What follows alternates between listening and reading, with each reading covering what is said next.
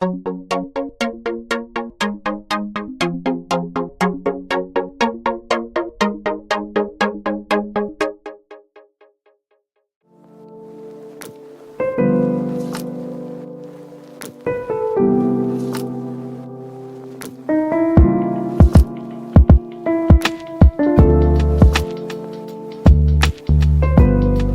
Ustaz, apakah sudah bisa dimulai? Baik, sebelum dimulai saya ingin mengingatkan kepada kalian semua bahwasanya di dalam diskusi ini tidak ada yang diperbolehkan untuk membuka HP ataupun buku. Yang diperbolehkan hanyalah buku catatan. Baik, silahkan dimulai Ketua. Baik Ustaz. Assalamualaikum warahmatullahi wabarakatuh. Waalaikumsalam warahmatullahi wabarakatuh. Alhamdulillahi rabbil alamin. Wabihi nasta'in ala umuri dunya waddin. Assalatu wassalamu ala asyrafil anbiya wal mursalin wa ala alihi wa sahbihi ajma'in. Amma ba'd.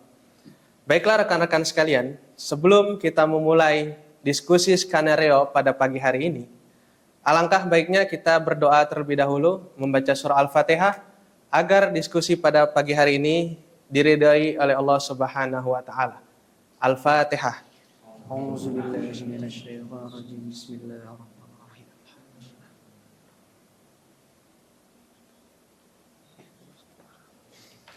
Selesai.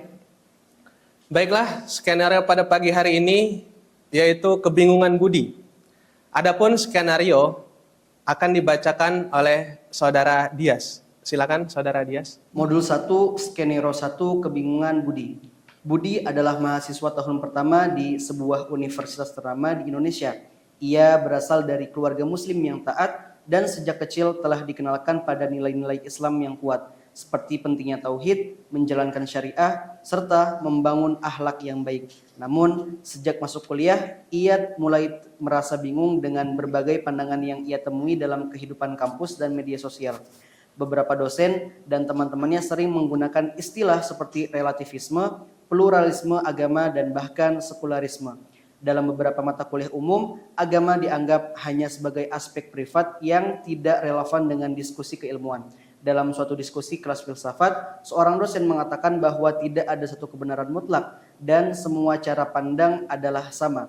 Pernyataan ini membuat Budi memulai mempertanyakan banyak hal yang selama ini ia yakini. Ia mendengar istilah worldview Islam, namun tidak yakin apa bedanya dengan worldview Barat yang tampaknya dominan di lingkungan akademik. Budi juga mendapati adanya dikotomi antara ilmu umum dan ilmu agama, seolah-olah keduanya tidak bisa saling berkaitan. Ia pun mulai bertanya-tanya, apakah Islam punya cara pandang sendiri? Apakah semua bentuk pemikiran modern itu sesuai dengan Islam? Apakah seorang muslim yang menjalankan seluruh ritual dalam Islam sudah pas Islami? Cara pandangnya, Budi ingin menemukan kejelasan agar dapat tetap menjadi pribadi yang beriman sekaligus cerdas dan kritis di tengah arus pemikiran modern yang kompleks. Baik Ustaz, apakah sudah bisa dimulai? Baik, sudah bisa kita mulai. Ketuanya Farhan ya, sekretaris meja siapa? Hafiz Imran. Oke, sekretaris papan siapa? Fatullah Ustaz. Oke, silahkan dimulai. Baiklah, pembacaan skenario pertama sudah selesai. Selanjutnya kita masuk step pertama, yaitu identifikasi terminologi. Silakan Saudara Fatullah untuk maju ke depan papan tulis. Baiklah, kita masuk step pertama, yaitu identifikasi terminologi atau kata-kata sulit. Adakah teman-teman yang ingin mengajukan kata-kata sulit? Ya, silakan Saudara Dias. Worldview. Worldview. Ada lagi yang ingin mengajukan kata sulitnya? Worldview Islam.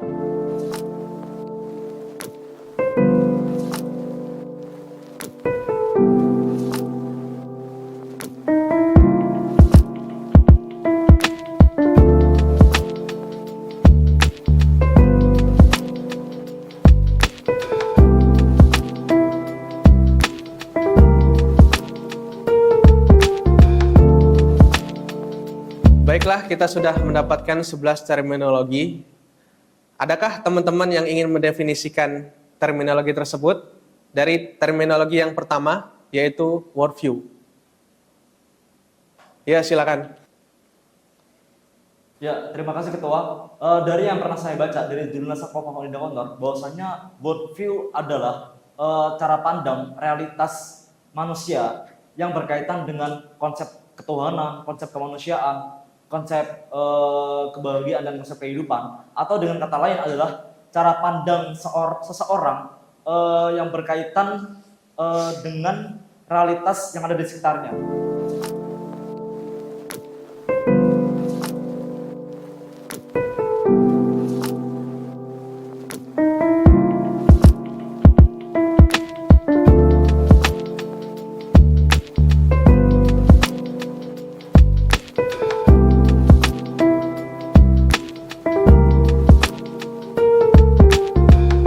Baik teman-teman, step pertama sudah kita selesaikan. Selanjutnya kita masuk ke step kedua, yaitu identifikasi masalah. Sebagaimana yang kita ketahui bahwa paragraf skenario ini banyak sekali masalah yang sekilas bisa kita lihat.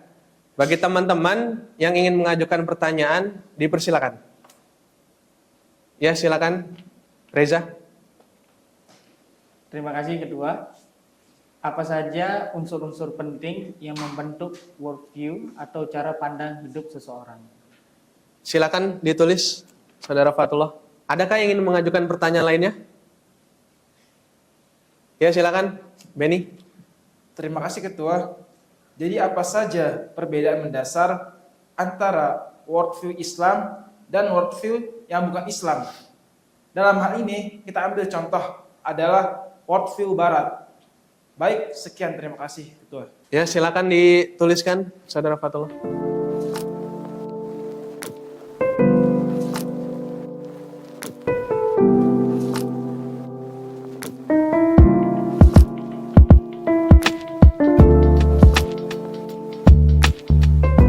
Baiklah teman-teman, kita sudah menulis pertanyaan-pertanyaan yang ada di papan tulis. Sekarang kita siap untuk dijawab dan untuk didiskusikan.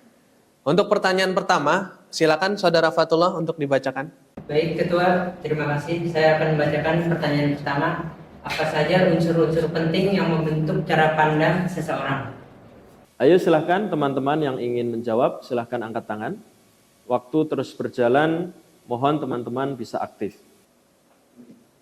Baik, silakan Saudara Syafi'i. Baik, terima kasih izin menjawab. Dari yang pernah saya baca, dari buku terbitan Chios Unida Gontor, karya Prof. Hamid Fahmi Jarkashi, bahwa unsur pembentuk worldview atau cara pandang seseorang itu setidaknya dipengaruhi oleh 4 bagian. Pertama, ontologi, ialah konsep tentang hakikat realitas dan keberadaan. Ini mencakup pertanyaan tentang apa yang benar-benar ada dan bagaimana kita memahami eksistensi. Kedua, epistemologi, cara memperoleh pengetahuan dan kebenaran. Ini mencakup metode berpikir, sumber ilmu, dan validitas informasi.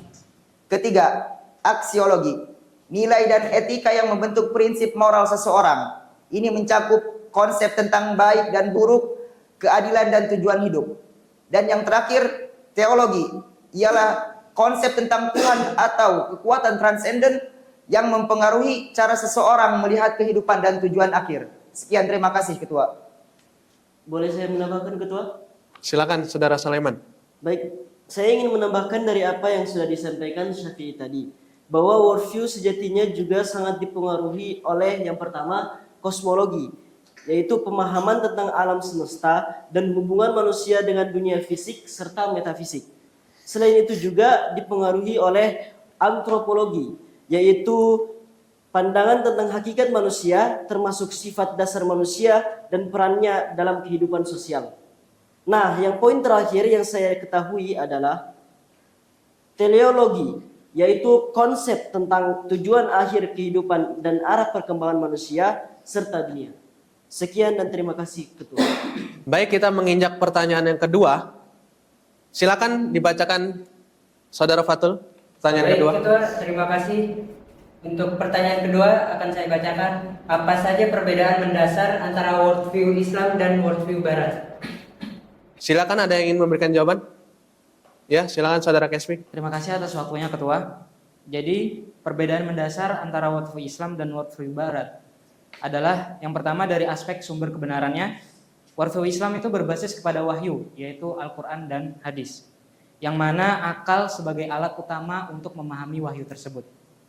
Kemudian yang kedua berdasarkan konsep Tuhan dan realitas, di mana Islam memiliki tauhid sebagai inti dari worldview tersebut, di mana Allah adalah pusat segala sesuatu dan realitas bersifat transenden serta imanen. Dan dalam worldview Barat, dalam filsafat modern seringkali mengarah pada sekularisme atau bahkan ateisme dengan realitas yang lebih bersifat materialistik. Kemudian yang ketiga berdasarkan dari manusia dan tujuan hidupnya. Worldview Islam, manusia diciptakan untuk beribadah kepada Allah dan mencapai kebahagiaan hakiki di akhirat. Dan Barat, tujuan hidup mereka lebih berorientasi pada kebahagiaan duniawi, kebebasan individu, dan pencapaian material. Dan yang terakhir, menurut etika dan moralitasnya, Islam moralitas bersumber dari wahyu dan bersifat absolut dengan konsep halal haram sebagai standar etikanya. Sedangkan Barat, moralitas mereka seringkali bersifat relatif, bergantung pada konteks sosial dan budaya. Sekian dan terima kasih Ketua. Bagaimana Ketua? Apakah sudah bisa disimpulkan analisa masalah dari berdasarkan jawaban dan analisa teman-teman kita tadi? Sudah, Ustaz. Baik, silahkan bisa disimpulkan. Baik, unsur utama worldview mencakup ontologi, epistemologi, aksiologi, kosmologi, teologi, antropologi, dan teleologi. Dengan kontribusi para pemikir seperti Immanuel Kant, Plato, Ibnu Sina, Al-Ghazali, perbedaan worldview Islam dan Barat terletak pada sumber kebenaran, konsep Tuhan, tujuan hidup, moralitas, ilmu pengetahuan, dan struktur sosial. Di mana Islam berbasis tauhid dan wahyu, sedangkan Barat cenderung berorientasi pada rasionalisme.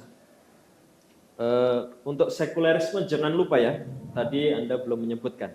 Oh iya, afwan Ustaz. Sekularisme sebagai orientasi di worldview di Barat. Baiklah teman-teman, sekarang kita masuk step keempat, yaitu kerangka konsep. Kerangka konsep ini berisi apa saja yang telah kita bahas sebelumnya, dari identifikasi terminologi, identifikasi hingga analisa masalah. Adapun kerangka konsep ini diambil dari keyword atau kata-kata kunci dari step-step yang sebelumnya. Nah, silakan Saudara Hafiz sebagai sekretaris meja untuk membacakan kata kunci yang sudah dibahas sebelumnya. Silakan Saudara Hafiz sebagai sekretaris meja untuk membacakan keyword yang sudah dibahas tadi. Baik, terima kasih Ketua. Baik, untuk kata-kata kunci yang saya rangkum diantaranya itu yang pertama ada budi kebingungan, yang kedua worldview, yang ketiga worldview Islam, yang keempat tauhid, yang kelima akidah, yang keenam syariah, yang ketujuh akhlak, yang ke-8 worldview Barat, yang ke-9 dikotomi, yang 10 relativisme, 11 itu ada pluralisme, 12 liberalisme, dan 13 sekularisme. Sekian, terima kasih.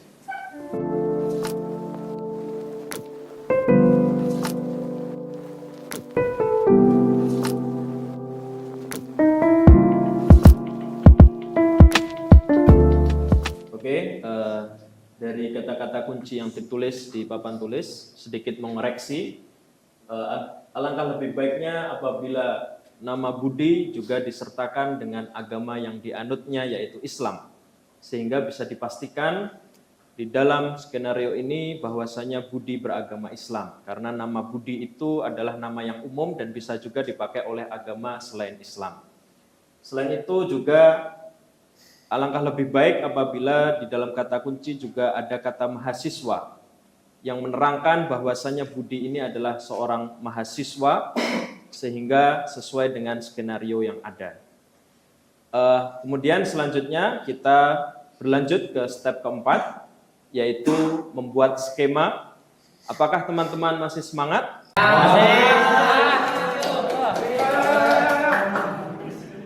Baik, silahkan Ketua untuk bisa merumuskan skema. Baik Ustadz, silakan Saudara Fatullah untuk digambarkan kotaknya.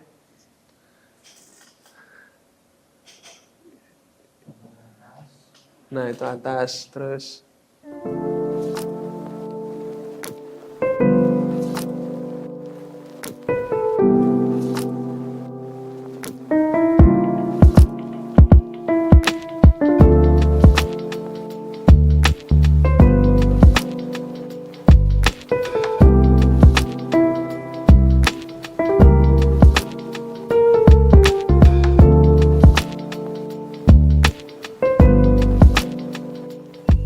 bagaimana Ustaz? Oke, saya kira sudah cukup. Baik rekan-rekan sekalian, sekarang kita masuk step kelima, yaitu merumuskan tujuan pembelajaran atau learning objective. Untuk perumusan yang pertama, silakan dimulai Saudara Roy Chan. Baik, terima kasih Ketua. Berhubung tadi sudah dijelaskan terkait perbedaan antara worldview Islam dan worldview Barat, maka di sini saya akan berfokus kepada istilah worldview Islam dan worldview Barat. Terima kasih. Oke, bagus. Untuk learning objective yang kedua, adakah yang ingin mengajukan? Ya, silakan Saudara Awab. Baik, terima kasih Ketua.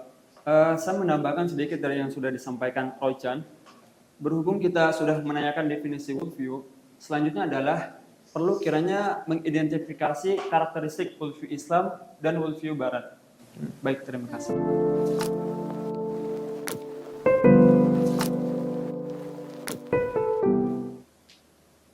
Ya, silakan Saudara Beni. Baik Ketua, terima kasih. Saya ingin menambahkan, dari akibat tidak diterapkannya worldview Islam bagi seorang Muslim, apa bahaya dan dampak, terutama dari segi perilaku, jika seorang Muslim namun ia menggunakan worldview Barat, misalnya dalam pola pikirnya. Baik, sekian, terima kasih Ketua. Baik, bagus sekali pertanyaannya. Silahkan, ada pertanyaan lain? Ya, silakan Saudara Zaki. Baik, sebagaimana yang kita telah telaah dari step-step sebelumnya, saya ingin menyoroti terkait worldview Islam. Jadi,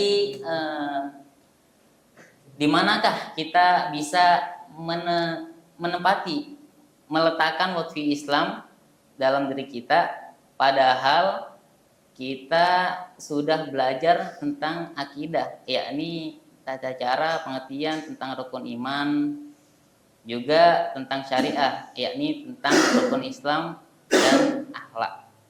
Mungkin bisa minta klarifikasinya. Berarti Zaki ini melihat posisi keterkaitan antara worldview dengan akidah, syariah, dan akhlak. Begitu Zaki? Iya Zat, itu maksud saya. Baik, sangat bagus sekali, kita terima sebagai LO.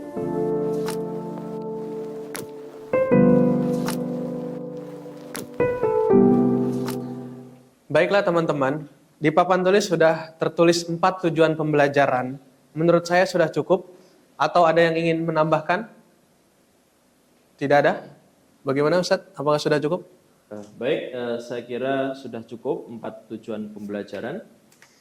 Dan kami harapkan teman-teman mahasiswa agar antum semuanya mencari jawaban dari 4 tujuan pembelajaran ini di step yang ke-6 dari berbagai macam sumber, baik dari buku, artikel jurnal, dari internet maupun dari perpustakaan. Saya kira perkuliahan kita pada hari ini sudah hampir selesai. Apakah saya bisa memberikan feedback, Ketua? Silakan Ustaz. Baik, terima kasih kepada teman-teman yang sudah berpartisipasi aktif pada perkuliahan hari ini.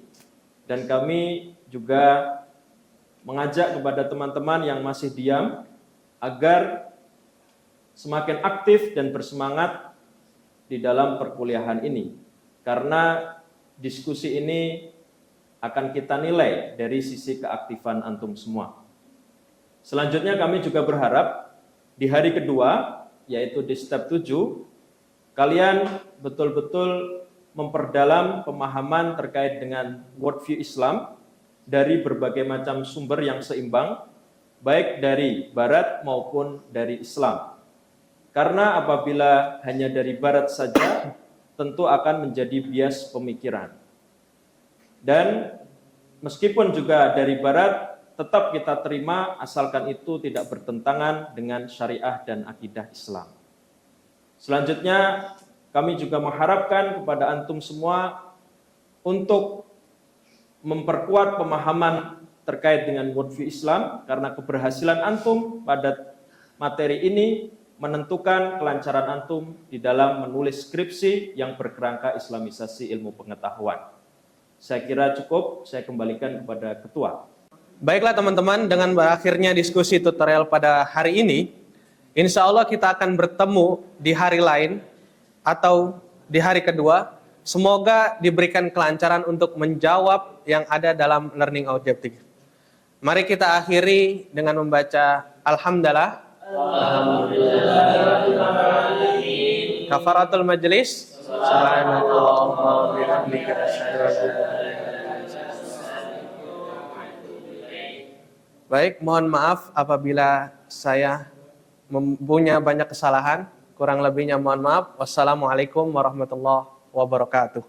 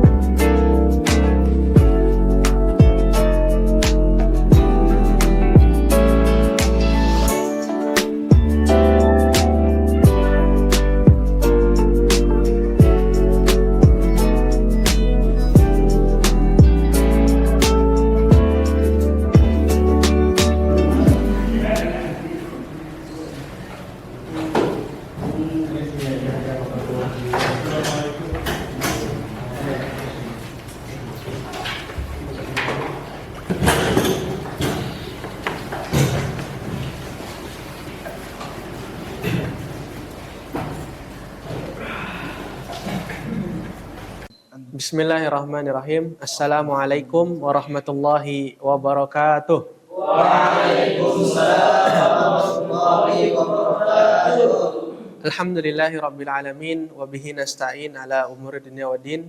Assalatu wassalamu ala asyrafil anbiya wal mursalin wa ala alihi wa sahbihi ajma'in. Amma ba'd. Sebelum kita memulai diskusi pada step 7 kali ini, marilah kita membaca surah Al-Fatihah. Semoga diskusi pada pagi hari ini diberikan kelancaran oleh Allah Subhanahu wa taala. Al-Fatihah.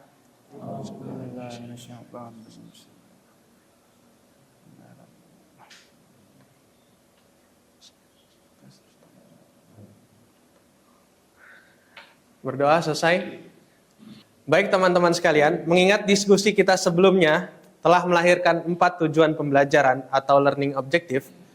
Dan di sini tujuan pembelajaran kita adalah 1. Mahasiswa mampu mengetahui makna worldview Islam dan worldview Barat. Apakah ada yang ingin menjelaskan? Ya, silakan Saudara Beni. Baik, terima kasih Ketua. Berdasarkan dari buku yang saya baca, yaitu Worldview Islam, cetakan dari Direktorat Islamisasi Ilmu Pengetahuan, bahwa worldview merupakan sistem kepercayaan fundamental yang membentuk cara manusia memahami realitas, nilai, dan tujuan hidup serta secara menyeluruh. Dalam perspektif Islam, worldview berakar pada konsep tauhid dan wahyu sebagai sumber utama kebenaran, sebagaimana dijelaskan oleh Syed Muhammad Naqib Al-Attas dalam bukunya Prolegomena to the Metaphysics of Islam and Exposition of the Fundamental Element of the Worldview of Islam, cetakan ISTEC di Kuala Lumpur tahun 1995, yang seringkali berorientasi pada rasionalisme dan empirisme, menjadikan manusia sebagai pusat nilai yang bersifat sekularistik dan dualistik. Dengan demikian, worldview tidak hanya menentukan cara individu berpikir, tetapi juga mempengaruhi struktur sosial, politik, dan ilmu pengetahuan dalam suatu peradaban. Sekian, terima kasih Ketua. Ada lagi yang ingin menambahkan? Ya, silakan Saudara Zaki. Baik, terima kasih Ketua. Jadi di sini saya ingin menambahkan bahwasanya worldview di sini mencakup 2 dimensi, yaitu dimensi pikiran dan juga perasaan.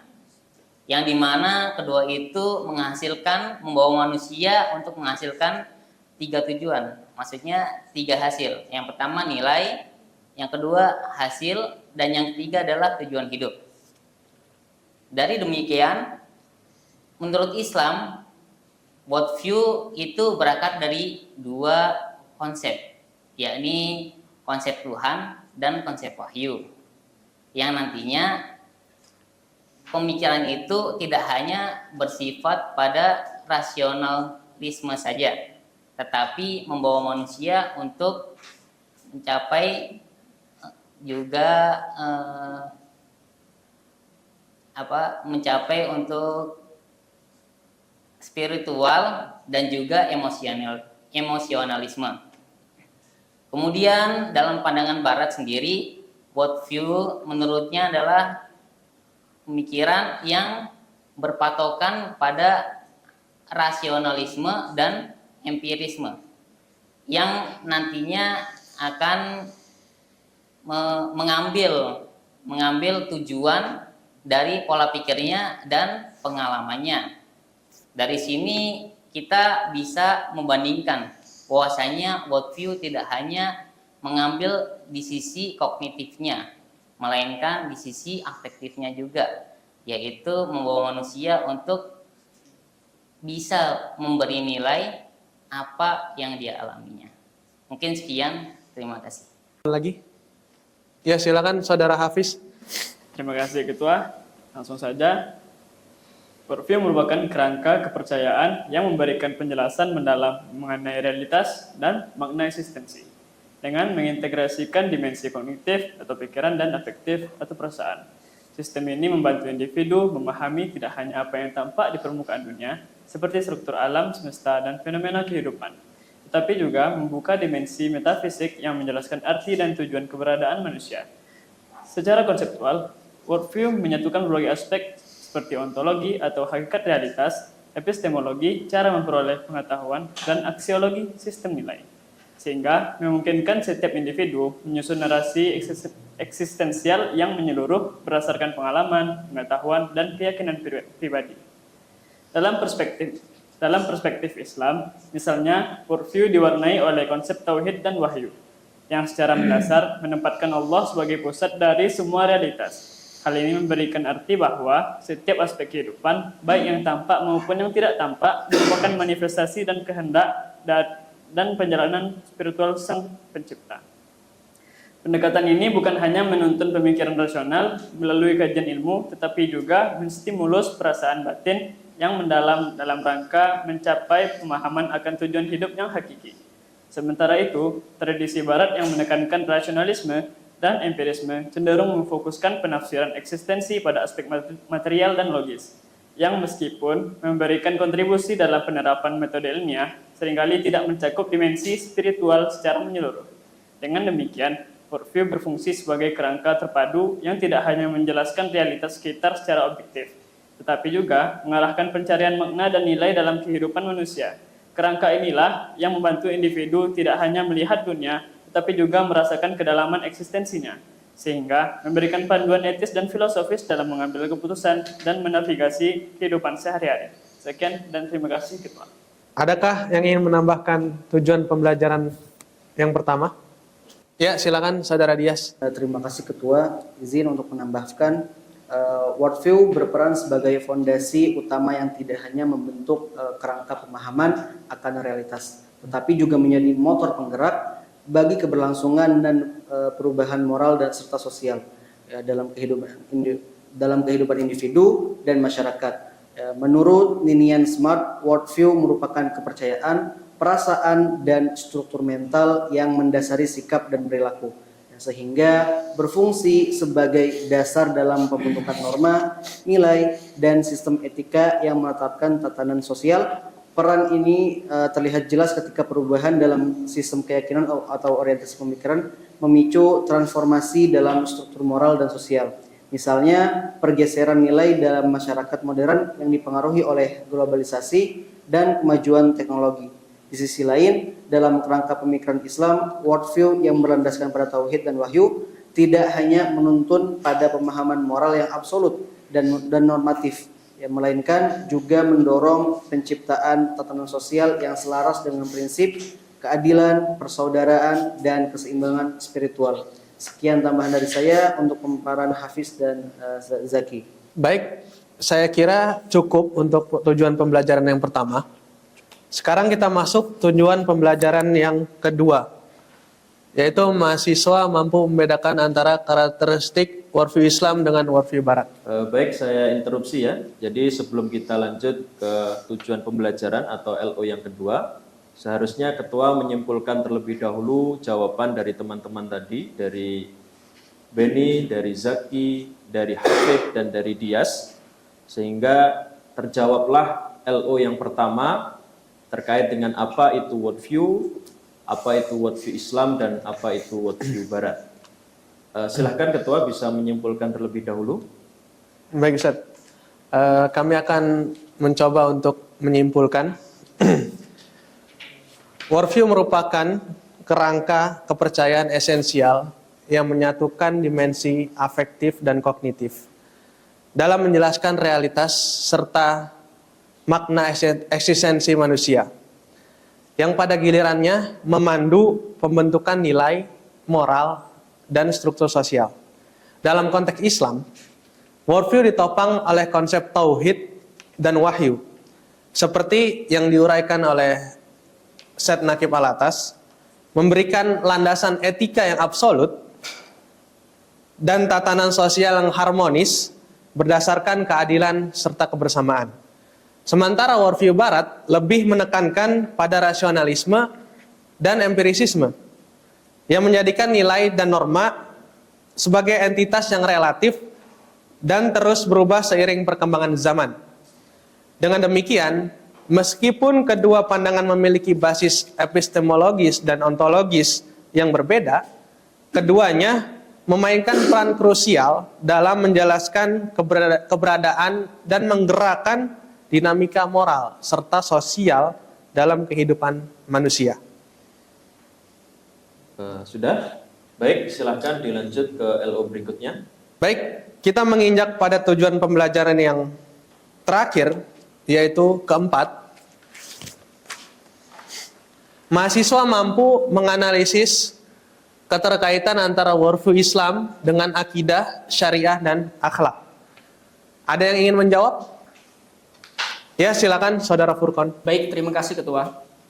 Worldview Islam menempatkan tauhid sebagai fondasi utama, di mana akidah dibangun atas keyakinan bahwa Allah adalah pusat dan sumber segala sesuatu.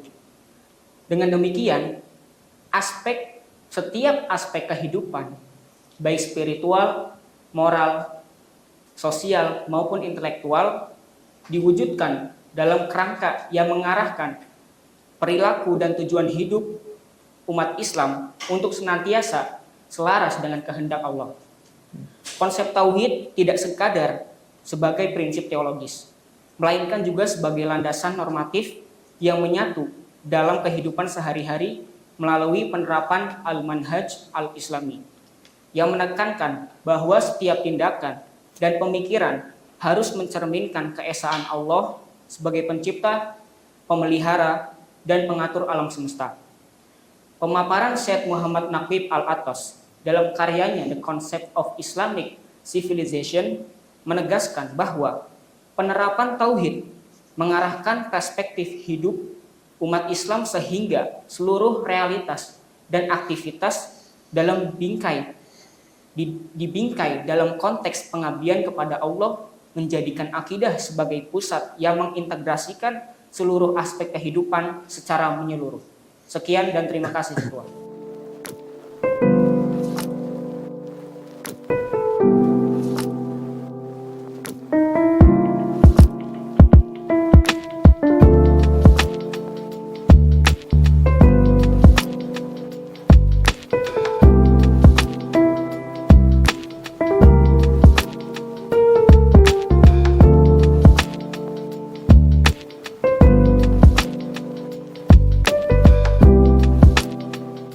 Baiklah, dengan demikian kita sudah membahas semua LO, Learning Objective atau tujuan pembelajaran.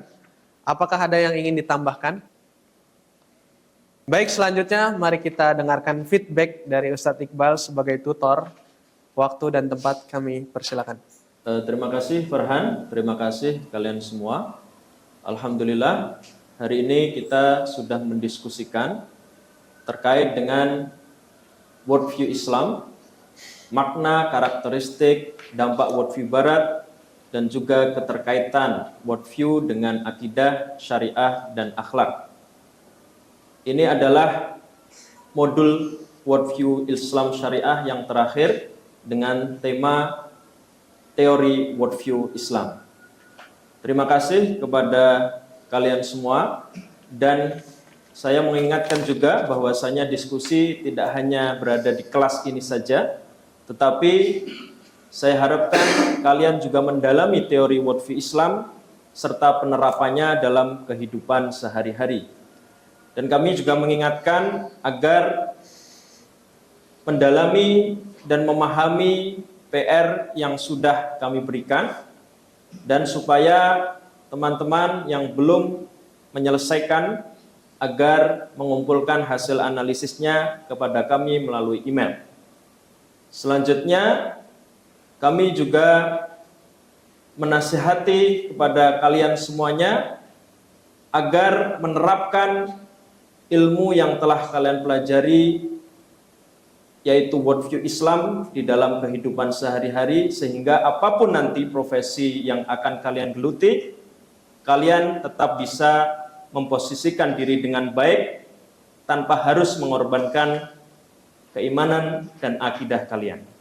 Sekian yang bisa kami sampaikan.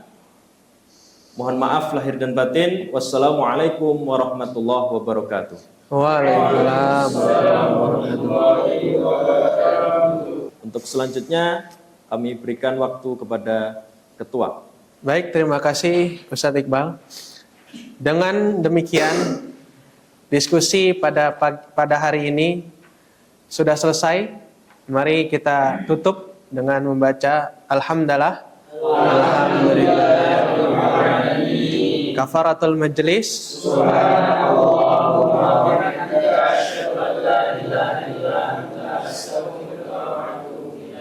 Mohon maaf atas segala kesalahan. Kurang lebihnya mohon maaf. Assalamualaikum warahmatullahi wabarakatuh. Waalaikumsalam warahmatullahi